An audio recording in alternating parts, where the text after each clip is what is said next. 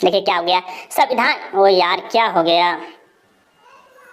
चलिए अब यहाँ से ठीक दिखाई देगा, 1 नंबर से देखते हैं। और यहाँ पे क्या करेंगे, संविधान सभा का 12वां और अंतिम अधिवेशन कब हुआ था? तो ये जो आपका हुआ था 24 जनवरी 1950 को था। कब हुआ था?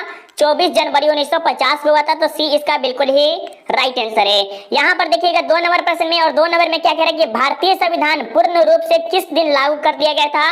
तो ये आपको पता है कि 26 जनवरी को लागू कर दिया गया था, और इसी दिन हम 26 जनवरी मनाते हैं, जिसे गणतंत्र दिवस के रूप में भी जानते हैं। ठीक है, चलिए अब देखते हैं 3 नंबर प्रश्न। और 3 नंबर में क्या कह रहा है कि संविधान के किस भाग को आयरलैंड के किस संविधान से लिया गया है? कहां से लिया गया? आयरलैंड से। कहां से लिया गया? आयरलैंड से लिया गया है, जो कि राज्य के नीति निर्देशक तत्व है, जो कि सी इसका बिल्कुल ही राइट आंसर है। चलिए आपके सामने 4 नंबर प्रश्न में देखते हैं। और यहाँ पे कह रहे हैं संपत्ति का अधिकार भारत में निम्न में से किस वर्ग में आता है? तो ये जो मौलिक अधिकार होते हैं उसमें से एक ये भी है, कौन सा? ये आपके मूल अधिकार जो देख रहे हैं इससे लिया गया है। तो ठीक है, बी आपका बिल्कुल ही राइट आंसर है। ठीक है, चलिए आपके सामने 5 नंबर प्रश्न में क्या कर रहा है कि संविधान के किस भाग में राज्य के नीति निर्देश तत्व का उल्लेख किया गया है? तो ये जो आपका किया गया है तृतीय में। किसमें? तृतीय में। देखिए थोड़ा सा आगे जब आप जाइएगा ना तो थोड़ा सा इजी प्रश्न मिलेगा, लेकिन शुरू में आपको थोड़ा सा हार्ड प्रश्न मिलेगा। इससे क्या होगा, आपको घबराहट पैदा कर देगा आपके शरीर में। तो लेकिन ऐसे घबराहट आपको नहीं करना है, आगे जाके आपको बहुत इजी सा प्रश्न पूछा जाता है, तो इसे आपको घबराना नहीं है। 6 नंबर में देखिएगा कि 1946 में बनी हमारी संविधान सभा में देशी रियासतें कुल कितने सीटों पे दिए गए थे? जो कि आपको पता है 389 थे। चलिए आगे चलते हैं आपके सामने 7 नंबर प्रश्न। और 7 नंबर में क्या करें कि संविधान सभा के अध्यक्ष कौन थे? संविधान सभा के अध्यक्ष कौन थे? तो आपके थे राजेंद्र प्रसाद थे। याद रखिएगा, संविधान सभा के अध्यक्ष कौन थे? तो राजेंद्र प्रसाद थे। और प्रारूप समिति के, याद रखिएगा, संविधान के प्रारूप समिति के अध्यक्ष कौन है? तो डॉक्टर भीमराव अंबेडकर। ये भी बहुत वेरी वेरी इंपॉर्टेंट प्रश्न है, और ये आपके फाइनल एग्जाम में पूछे जाने वाले हैं 80%। कितने? 80% आपके फाइनल एग्जाम में पूछे जा सकते हैं। ठीक है, चलिए 8 नंबर में देखिए क्या करें कि डॉक्टर भीमराव अंबेडकर संविधान सभा के किस समिति के अध्यक्ष है? तो प्रारूप समिति के अध्यक्ष है। तो ए इसका बिल्कुल ही राइट आंसर मेरे दोस्त। आप चलिए 9 नंबर में देखते हैं कि किस योजना की सिफारिश पर भारतीय संविधान सभा का गठन किया गया था? तो ये जो है कैबिनेट मिशन जो देख रहे हैं 1946 में आया था, और इसी की योजना के तहत सिफारिश की गई थी। किसका? भारतीय संविधान सभा का। ठीक है, याद रखिएगा। तो 9 का सी बिल्कुल ही राइट आंसर है। चलिए आगे चलते हैं। और यहाँ पे क्या करें कि किस दल ने संविधान सभा के बैठकों का बहिष्कार किया? तो ये जो मुस्लिम लीग देख रहे हैं इसका बहिष्कार किया था किसने? संविधान दल ने। ठीक है, याद रहेगा। चलिए 11 नंबर प्रश्न में देखते हैं संविधान सभा में मनोनीत सदस्य की संख्या कितनी है? संविधान सभा में मनोनीत सदस्य की संख्या 93 दे रहा है, या कितना दे रहा है ये आपको बता देना है फटाफट। ठीक है, चलिए यहाँ पे देखिएगा संविधान ने किस भाषा को राज्य भाषा का दर्जा दिया था? तो ये आपको पता है कि हिंदी भाषा को क्या किया था? राजभाषा का दर्जा दिया गया था। किसमें? संविधान में। अब चलिए आगे चलते हैं, थोड़ा सा और आगे देखते हैं। यहाँ पर देखिए क्या करा है कि आप थोड़ा सा बड़ा कर लेते अच्छा रहेगा। यहाँ पे देखिए 14 नंबर में कह रहा है कि चुनाव आयोग और मुख्य चुनाव आयुक्त से संबंधित व्यवसाय संबंधित व्यवस्था किस व्यवस्था संविधान के किस अनुच्छेद में की गई है? तो ये बता दीजिए। तो ये देखिए क्या, फिर से प्रश्न पढ़ देते हैं क्योंकि हम थोड़ा सा गड़बड़ा गए। ठीक है, 14 नंबर में देखिए क्या कह रहा है कि चुनाव आयोग और मुख्य चुनाव आयुक्त से संबंधित व्यवस्था संविधान के किस अनुच्छेद में की गई है? तो ये जो अनुच्छेद में है ये 324 याद रखिए। 324 अनुच्छेद में चुनाव आयोग के बारे में क्या है, जैसे मुखिया वगैरह से जो बनता है उसमें ये होता है। ठीक है, चलिए मुख्य चुनाव आयुक्त तथा अन्य चुनाव आयुक्त की नियुक्ति किसके द्वारा की जाती है? तो राष्ट्रपति के द्वारा। कोई भी चुनाव वगैरह जो की जाती है वो राष्ट्रपति के द्वारा ही किया जाता है।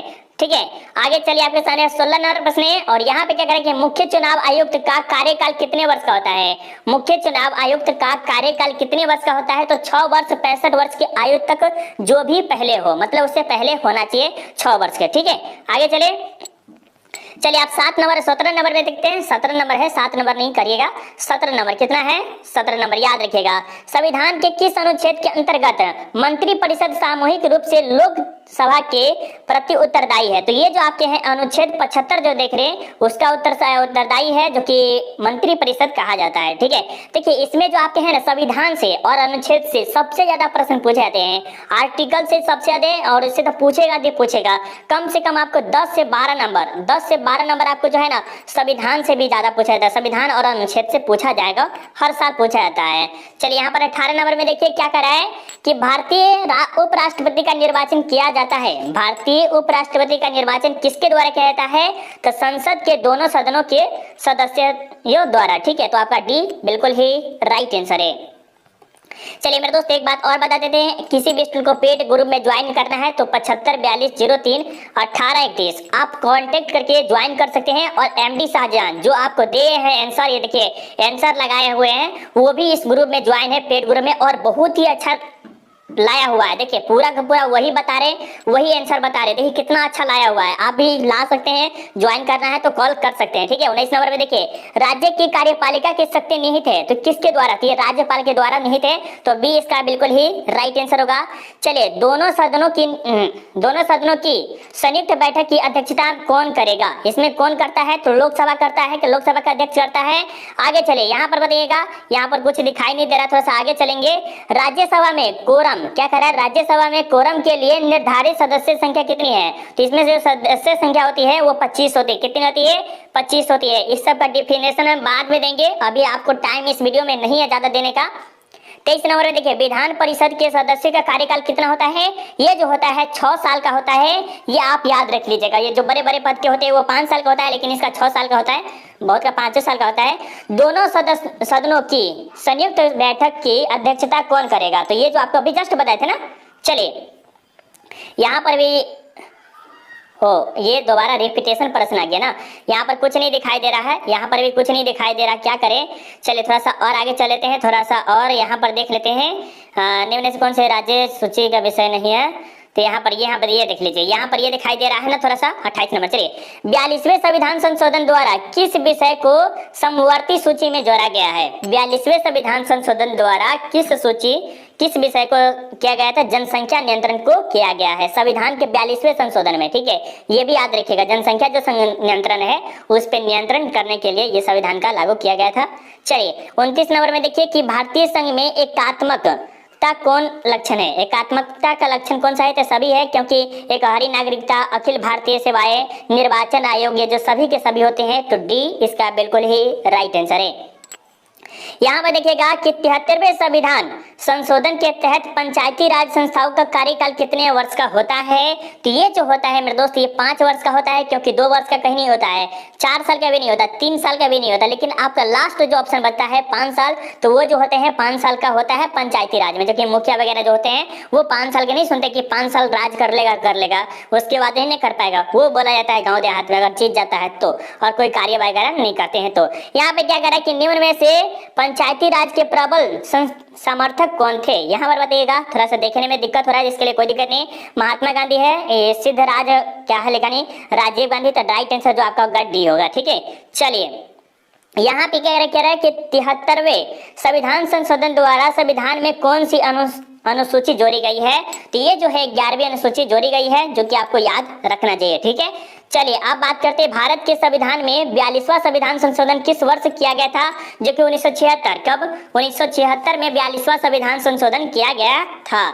चलिए अब यहाँ पर देखते हैं, निम्नलिखित में से किस दल ने हिंदी विरोधी आंदोलन का संचालन किया? हिंदी विरोधी आंदोलन का संचालन किया, तो ये जो है डीएमके। किसने? डीएमके, जो कि आपका राइट आंसर डी होगा। चलिए आगे देखते हैं, बाबरी मस्जिद का विध्वंस किस वर्ष हुआ था? बाबरी मस्जिद का विध्वंस जो हुआ था वो 1992 में हुआ था। बहुत इजी सा प्रश्न है।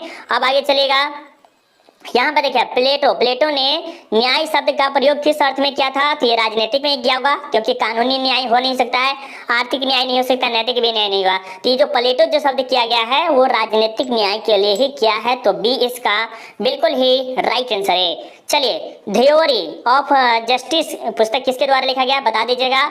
यहाँ पर देखिए क्या कह रहा है कि भारतीय संविधान के किस अनुच्छेद में नागरिकता संबंधित व्यवस्था की गई है? तो देखिए नागरिकता संबंधित जो है वो आपके 5 से लेके 11 तक है, जो कि लुसेंट का बुक पढ़िएगा ना, लुसेंट का बुक पढ़िएगा तो जब संविधान वाले निकालेगा तो फर्स्ट आपको यहीं पर मिलेगा, फर्स्ट में ही लिखेगा कि नागरिकता संबंधित है, तो ये 5 से लेके 11 के बीच में है। ठीक है, चलिए यहाँ पर देखिएगा 1967 के क्या करा है कि 1967 के विधानसभा चुनाव में निम्नलिखित में से किस राज्य में कांग्रेस को पूर्ण रूप मत प्राप्त हुआ था, पूर्ण बहुमत प्राप्त हुआ था, ये आपको बताना है। तो ये कहाँ पर हुआ था फटाफट बता दीजिएगा मेरे दोस्त इसके कमेंट करके। किस वर्ष गोवा पर भारत संघ के पूर्ण राज्य हुआ था, ये बता दिए। देखिए क्या कह रहा है कि किस वर्ष गोवा भारत संघ का पूर्ण राज्य बना, तो ये आपको पता है ना कब बना था, तो ये 1987 में बना था। ठीक है, डी इसका बिल्कुल ही राइट आंसर है। चलिए, कांग्रेस का विभाजन किस वर्ष 1969 में हुआ था, ये कि आपको भी ये भी याद होगा। और इसका कार्यकाल तो जो था 1952 से लेकर 1967 तक बहुत ही अच्छा शासन किया था। और उसके बाद क्या हुआ था 1969 में इसका क्या हुआ था, विभाजन भी हो गया था। ठीक है, यहाँ पे क्या करें कि किस देश ने भारत पर आक्रमण कर पंचशील समझौता का उल्लंघन कर दिया था, जो कि हम रात में एक प्रश्न कराए थे, ये रात में हम आपको ये प्रश्न कराए हुए थे। तो चीन क्या क्या उस पर उल्लंघन मतलब कर दिया था। ठीक है, 1962 में कर दिया था, जो कि आप जानते भी होंगे। चलिए अब यहाँ पर देखते हैं 44 नंबर में क्या कह रहा है कि भारत और पाकिस्तान के बीच 1972 में कौन सा समझौता हुआ था, जो कि शिमला समझौता हुआ था। और ये भी प्रश्न आपको रात में कराया गया था। ठीक है, और आप भी ज्वाइन करना चाहते हैं तो चैनल सब्सक्राइब कर लीजिए, बस कुछ नहीं करना है, सब्सक्राइब कर लीजिए और पेड ग्रुप जरूर ज्वाइन कर लीजिएगा। चलिए, किसने कहा कि दोष होते हुए भी नौकरशाही एक अपरिहार्य आवश्यकता है, तो ये किसके द्वारा कहा गया है, मैक्स वेबर के द्वारा, जो कि हम ये भी प्रश्न कराए हुए हैं। क्या कराए, ये भी प्रश्न कराए हुए हैं, जब 70 या 100 क्वेश्चन कराए थे, जो कि हार्ड क्वेश्चन था, वो भी हम ये प्रश्न कराए हुए थे। ठीक है, चलिए यहाँ पर देखिए 1975 में आपातकाल की घोषणा करने वाले राष्ट्रपति का नाम क्या था। 1975 में आपातकाल की घोषणा करने वाले का नाम क्या था, तो ये कौन थे, फखरुद्दीन अली मोहम्मद थे। कौन थे, फखरुद्दीन अली अहमद थे।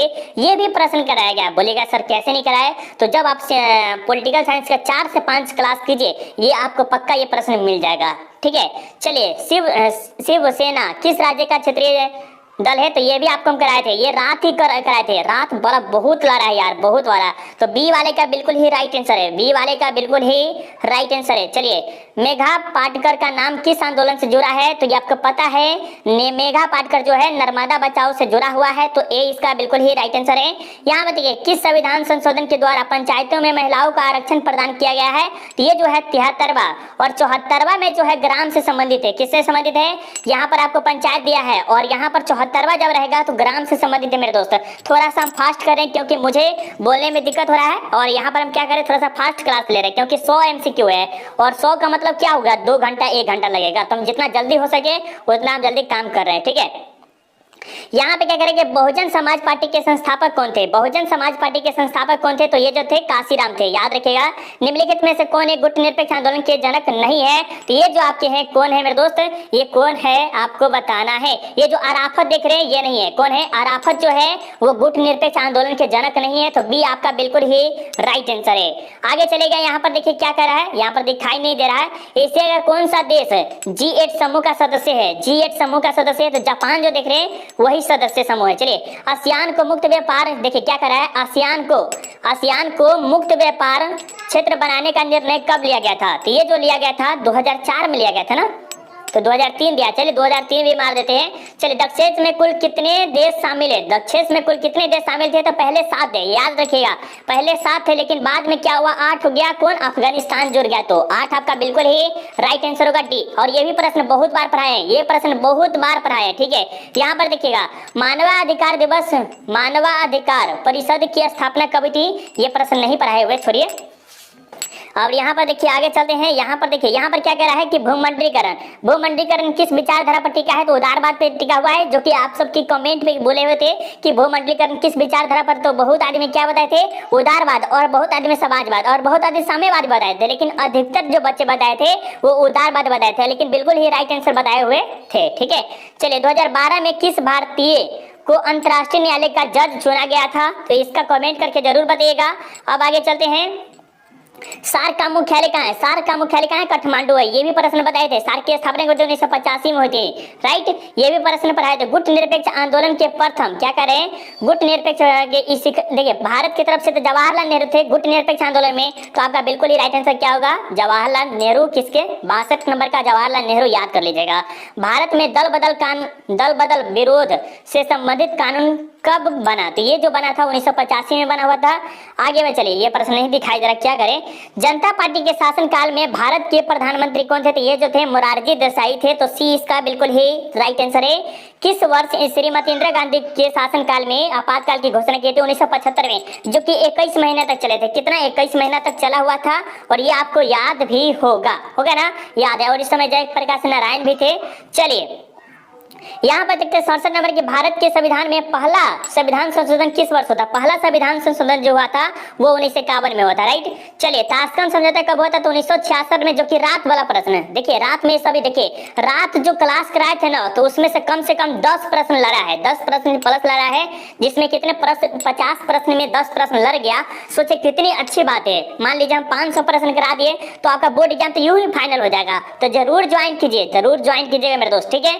चलिए राजीव गांधी लोगोवाल समझौता कब हुआ था? राजीव गांधी लोगोवाल समझौता कब हुआ था? चलिए आगे देखते हैं। नर्मदा घाटी परियोजना किस राज्य, कहाँ का रहा है कि नर्मदा घाटी परियोजना किस राज्य में अवस्थित है? तो ये जो है मध्य प्रदेश में है या कहाँ पर है, ये आपको कमेंट करिए फटाफट। बिल्कुल सही बात है, बी वाले का बिल्कुल ही राइट आंसर है।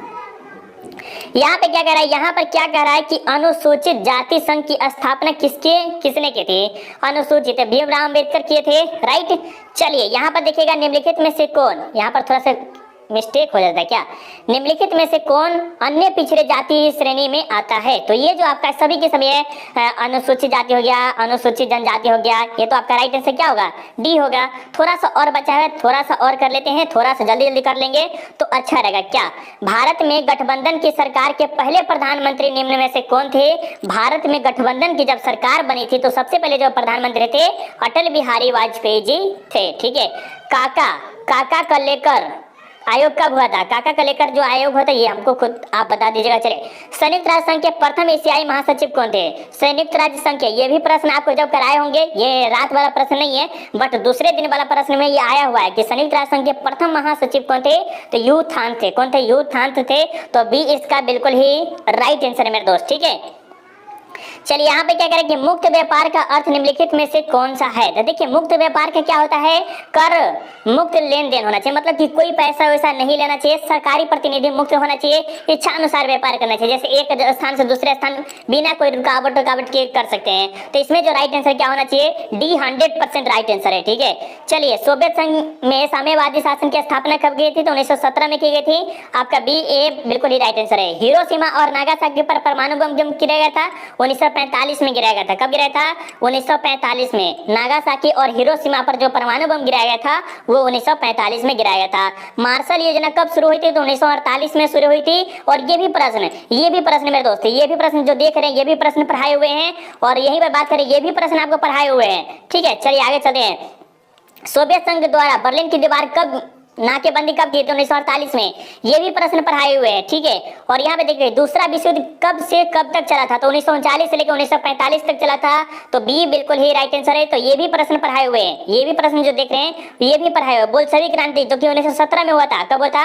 1917 में बोल्शेविक क्रांति हुआ था। तो बी इसका बिल्कुल ही राइट आंसर है। ये भी आपको प्रश्न बताए थे। अगर सही में आपने मेरा 10 मतलब 1-2 महीने से पढ़ रहे हैं, 1 मंथ से जो भी स्टूडेंट पढ़ रहे होंगे ये जरूर बताएंगे कि सर हाँ बहुत ही अच्छा खासा लग रहा है क्वेश्चन। सोवियत संघ का विघटन कब हुआ था? तो ये आपको पता है कि 1991 में सोवियत संघ का विघटन हो गया था। वो अमेरिका के वर्ल्ड ट्रेड सेंटर पर हमला कब किया था? 11 सितंबर 2001 को। ये भी प्रश्न आपको आया हुआ है और ये भी प्रश्न हम आपको पढ़ाए हुए हैं। भारत को कब से परमाणु शक्ति के संपन्न देश में बताया गया था? ये आपको नहीं पढ़ाए। चलिए यहाँ पर देखिएगा यूरोपीय आर्थिक सहयोग, ये भी प्रश्न शायद नहीं पढ़ाए हुए हैं। चलिए यूरोपीय परिषद कब गठित हुआ? तो 1974 में हुआ था। आगे चलिए आगे देखते हैं। यहाँ पे देखिए दक्षिण एशिया संघ की स्थापना कब हुई थी? देखिए यहाँ पर हमको डाउट लग रहा है कि दक्षिण एशिया की स्थापना जो हुई थी 1985 में हुई थी, जिसमें 8 देश थे। कितने देश थे? 8 देश थे। और 8 देश का नाम भी हम आपको बताया, लेकिन इसमें ऑप्शन ही नहीं है तो हम इसमें ऑप्शन नहीं है तो नहीं लगाएंगे। यहाँ पे क्या करें, संयुक्त राष्ट्र के चार्टर को सर्वसम्मति से कब स्वीकार किया गया था? तो ये जो स्वीकार किया गया था 26 अक्टूबर 1945 को। ये याद रखिएगा। अब संयुक्त राष्ट्र संघ की स्थापना जो हुई थी 24 अक्टूबर 1945 को, लेकिन ये आपको क्या कहा, स्वीकार किया गया था। ये कोई चीज का था तो उसमें स्वीकार किया गया था, जो कि 26 अक्टूबर को किया गया था। कब किया था? 26 अक्टूबर को 1924। ये ना लगा दीजिएगा, बी लगाने वाले का बिल्कुल ही गलत होगा। चलिए 90 नंबर देखते हैं। संयुक्त राष्ट्र संघ की स्थापना कब हुई थी? तो 24 अक्टूबर को हुआ था। था, ये याद रखिएगा। अंतर्राष्ट्रीय न्यायालय का मुख्यालय क्या है? द हेग में। ये भी प्रश्न आपको 10 बार से ऊपर पर आए होंगे। और ये प्रश्न देखिए है ना, क्या कहते हैं, ये संयुक्त राष्ट्र संघ की स्थापना कब हुई थी, ये भी प्रश्न आया हुआ है, ठीक है। और हम लास्ट में जरूर गिनेंगे कि कितना है। अंतर्राष्ट्रीय न्यायालय के न्यायाधीशों की कार्यकाल कितने होते हैं, तो ये 6 वर्ष के होते हैं। चलिए आगे देखते हैं। ये देखिए एमनेस्टी इंटरनेशनल का किससे संबंधित है? मानवाधिकार से संबंधित है, तो ए इसका बिल्कुल ही राइट आंसर है, ठीक है। सुरक्षा परिषद के सदस्य की संख्या कितनी है? सुरक्षा परिषद के सदस्य की संख्या कितनी है? तो आपके टोटल 5 है, या सॉरी 15 है। कितने हैं सदस्य की संख्या? कितनी है? 15 है, जिसमें अस्थाई 5 है और अस्थाई 10 है। कितने हैं पूरे जो सदस्य की संख्या कितनी है? 15 है, और जिसमें अस्थाई 5 है और अस्थाई 10 है। ये भी याद रख लीजिएगा। यहाँ पर देखिए अंतर्राष्ट्रीय न्यायालय के में न्यायाधीशों की संख्या कितनी है? तो 15 है। आगे बात करते हैं। यहाँ पर सुरक्षा परिषद में अस्थाई सदस्य की संख्या कितनी है? 5 है, और अस्थाई सदस्य की कितनी है? तो 10 है। यह भी याद रख लीजिएगा। संयुक्त राष्ट्र संघ के चार्टर में कितनी धाराएं हैं? तो 111 धाराएं हैं, जो कि याद रखने वाली बात है। विश्व व्यापार संगठन की स्थापना कब हुई थी? तो जनवरी 1995 में की गई थी। भारत में नई आर्थिक नीति की शुरुआत कब हुई थी? 1991 में की थी। ये भी प्रश्न आपको आए हुए हैं। और ये आपका 100वां प्रश्न है कि वर्ल्ड सोशल फोरम की प्रथम बैठक किस देश में हुई थी? तो ये जो है ब्राजील में हुई थी। तो ये इसका बिल्कुल ही राइट आंसर मेरे दोस्तों। एक बात फिर से बता देते हैं, किसी भी स्टूडेंट को पेड ग्रुप ज्वाइन करना है 7542 03 18 31 आप जरूर ज्वाइन कीजिए और अच्छा से अच्छा नंबर लाइएगा, इस चैनल से ज्वाइन कर लीजिएगा। तो चलिए मिलते हैं। वीडियो कैसा लगा आप हमें जरूर बताइएगा। बहुत ही फास्ट क्लास था, और यही क्लास हम फिर से दोबारा कभी न कभी जरूर लेंगे। अभी के लिए बाय बाय, टेक केयर, जय हिंद, जय भारत। क्लास कैसा लगा जरूर कमेंट करके बताइएगा।